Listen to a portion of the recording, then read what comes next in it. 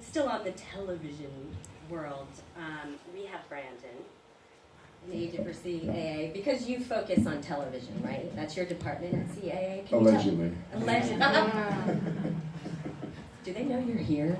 Is that what? I'm a ninja. Okay, it's Brandon Lawrence's day off. Tell us exactly what you do, how you represent your clients, and what you do at CAA. And if you could simultaneously, it doesn't have to be like Daniel's, but how you got there. Oh, for sure. So thank y'all for having me. My name is Brandon Lawrence. I work in the TV scripted department at CAA.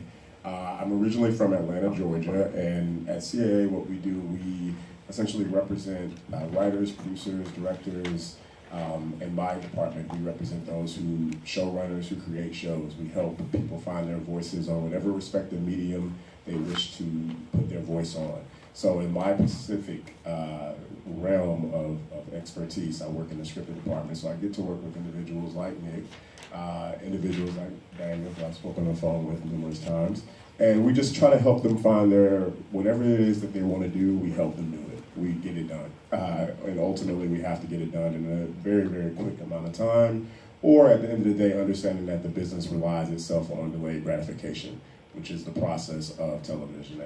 In the juxtaposing time, it is a long time to get a lot of great projects put on the air, but at the same time, what's different than features is that we do have like a ticking time bomb that kind of comes off, whether or not it's pitch season or development season or pilot season. There is a result that kind of gets there in a reasonable amount of time, which helps me kind of stay sane, so to speak, as a representative. And how I got here, I'm from Atlanta, Georgia originally. I am not from the West Coast. I have no family on the West Coast. I went to Morehouse College, which is a historically black college, all male in Atlanta, Georgia. And I actually started off being an investment banker on Wall Street. And I graduated the year the market crashed. So I interned at Lehman Brothers. I'm single-handedly responsible for The Big Short. I interned at Lehman in summer '07, interned at Merrill Lynch summer '08, got a full-time offer in summer '08, the market crashed. I started at Bank of America Merrill Lynch, the new company, and it was miserable. I started to think about what I was passionate about, and I was always passionate about voices and helping people do that because I was the editor-in-chief of my newspaper in college. And from there, I went to USA Network, and I started setting finance budgets for television shows for USA. So Suits, Burn Notice, White Collar, I worked for the CFO, and I essentially helped figure out what a network makes and loses money based off of. So that was the opportunity for me to see the business side of entertainment.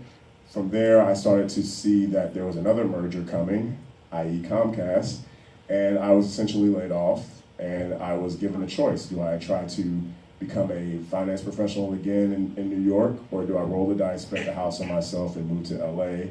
I did that, and I started working as an assistant at CAA, and I worked for a gentleman who, at the time, my first show that I actually heard become an idea on the phone and then be on screen was Power. And then Empire, and then Underground. So I was setting pitch meetings for those type of shows, and once I saw that, I was like, I actually would like to be an agent. So that is exactly what happened, and I was promoted recently. So Congratulations. That was good. That was a great story. So I'm seeing a thread here of, dare I say, there's what I call the suck it up quotient. Like, yeah, you have to start as someone's assistant and learn from somebody and build a career. Unless you're one of those people and your dad runs a film studio, but to us, it's like, how do I describe to students? The entertainment industry, obviously we know, is one of the hardest to break into, right? So, and I see another thread of kind of a combination of luck and timing. You know, there's talent and charm and education, and then there's being in the right place at the right time. But you still need that openness, willingness to take a risk, the suck it up quotient to make everything magically all happen. That's what it seems to sound like. We'll hear more from, before we